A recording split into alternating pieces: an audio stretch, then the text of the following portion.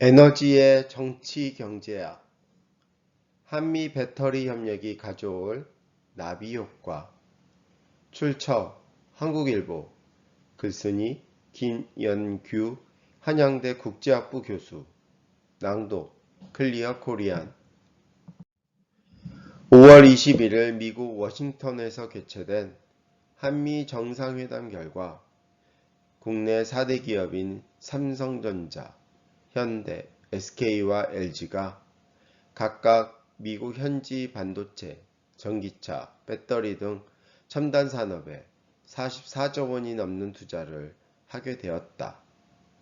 반도체, 전기차, 배터리는 탄소 중립과 기후 변화 대응의 최일선에 있는 21세기 첨단 산업과 기술로 향후 10년 글로벌 수급 전망과 공급망을 둘러싼 국가 간 합종연횡이 역동적으로 전개되고 있는 가운데 한국과 미국 간 연합전선이 형성된 것이다.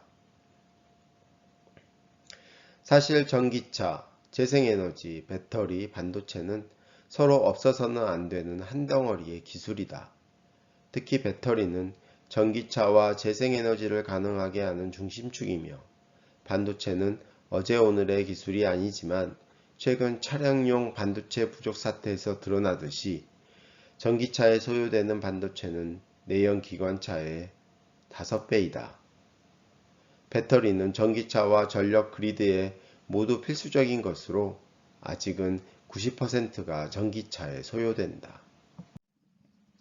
바이든 대통령은 4월 30일 미국 의회 연설에서 미국의 인프라 투자의 중요성을 강조하면서 미국은 세계 1위의 경제 대국이지만 인프라 수준은 세계 13위에 불과하다고 말했다. 2020년 현재 유럽과 중국의 전기차 보급 대수는 각각 140여만 대로 비슷하지만 미국만 30여만 대로 훨씬 뒤처져 있다. 태양광, 풍력 등 재생에너지 보급 현황도 전기차와 비슷한 형국이다.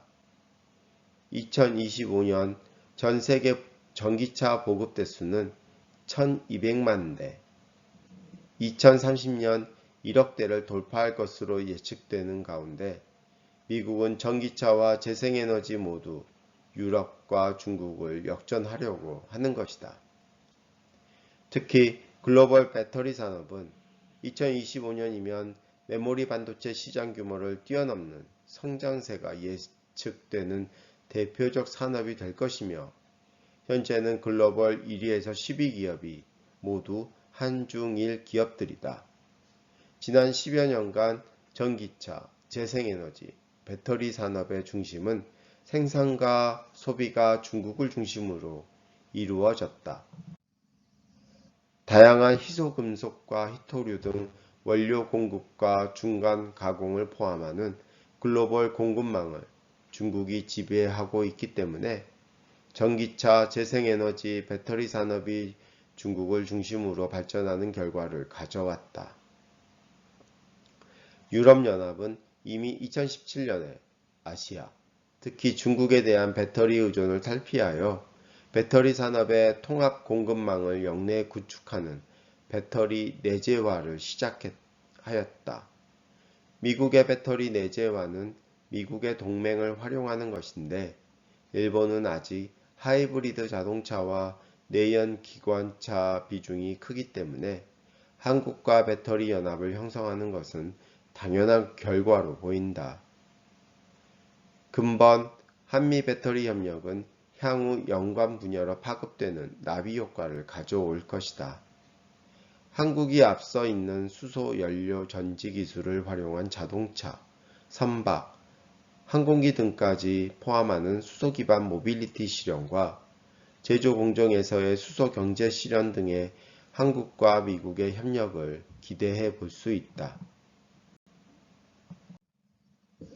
미국의 탄소 중립과 기후변화 대응 계획에도 2030년까지는 배터리 기술이 1차적으로 운송과 전력 그리드에서의 탄소 감축을 실현하고 2030년 이후에는 수소 연료 전지 기술이 보조적으로 투입되면서 탄소 감축을 배가하는 것으로 기술되어 있다.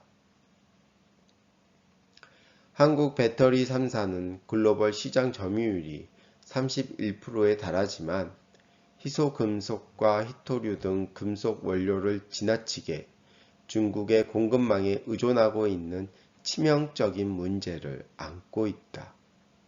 배터리 금속인 코발트, 망간, 천연흑연 등 가격이 다시 치솟고 있다. 중국의 희토류 무기화는 언제든 현실화될 수 있다. 근본 한미 첨단산업협력이 핵심 원료 공급망 안정화 방안을 도출하는 계기가 되길 기대해 본다. 끝. 듣고 읽는 명확한 한국어 클리어 코리안 제공